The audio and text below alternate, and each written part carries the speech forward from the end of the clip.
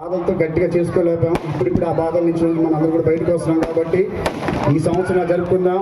రానున్న సంవత్సరాల్లో ఇంకా ఘనంగా జరుపుకుంటాం మాటిస్తూ, అలాగే రాబోయే రోజుల్లో కూడాను మన వైఎస్ జగన్మోహన్ గారిని యొక్క ప్రతిపాదన తరపించి మనందరూ కూడా ఈ జెండా ప్రతిపాదనలో వైఎస్ఆర్ కాంగ్రెస్ పార్టీ జెండా గట్టిగా ఎగరవేయాలని మనస్ఫూర్తిగా ఆశిస్తూ, మీ అందరూ కూడాను రేపు క్రిస్మస్ రోజున అంటే డిసెంబర్లో 2 పండుగలు ఉంటాయి. మొదటి పండుగ ఏంటి?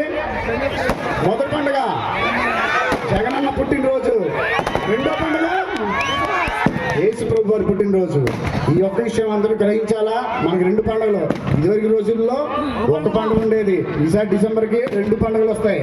సో దయచేసి మనందరం కూడా ఈ యొక్క పండుగని ఘనంగా నిర్వహించుకోవాలని చెప్పి ఇక్కడికి వచ్చినటువంటి ప్రతి ఒక్కరికి కూడా పేరు పేరు నా యొక్క హృదయపూర్వక నమస్కారాలు తెలియజేసుకుంటూ, ఈ యొక్క కార్యక్రమాన్ని నిర్వహించినటువంటి ఎవరైతే ఈ కార్యక్రమం అందరూ పాల్గొన్నారో నాకు తెలిసి ఒక మండలం అనే కాదు, అందరూ కూడాను చాలా షార్ట్ టైంలో ఈ యొక్క కార్యక్రమాన్ని నిర్వహించారు.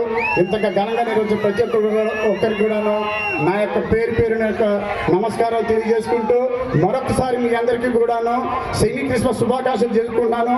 అలాగే మీరందరూ కూడా క్రిస్మస్ పండుగ బాగా జరుపుకోవాలి, అలాగే నూతన సంవత్సరం కూడాను బాగా జరుపుకోవాలని చెప్పి ఆ దేవదేవుని ఆశిస్తూ, జగన్మోహన్ జై జగన్, జై జగన్, జై జగన్.